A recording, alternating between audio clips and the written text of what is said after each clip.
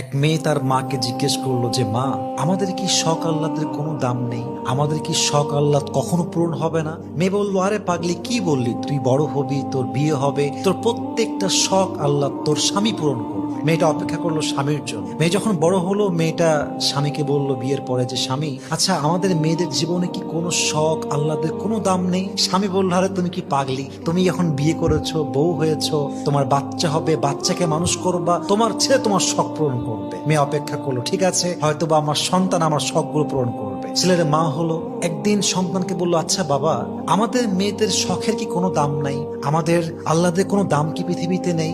সন্তান বলছে, মা তোমার কি মাথা খারাপ? তোমার বয়স হয়ে গিয়েছে, তোমার এক পা কবরে ঢুকে গিয়েছে, তুমি এখন আল্লাহ বিল্লাহ করবা, কবরের ফিকির করবা। তখন মেয়েটা বুঝতে পারলো যে আসলে পৃথিবীতে নারীদের শখ বলতে কিছু নেই। পৃথিবীটা নারীদের আহ্লাদ পূরণের জায়গা নয়। নারীদের প্রথম এবং শেষ ঘর কবর ছাড়া আর কিছুই হতে পারে না। ঠিক কিনা বলেন?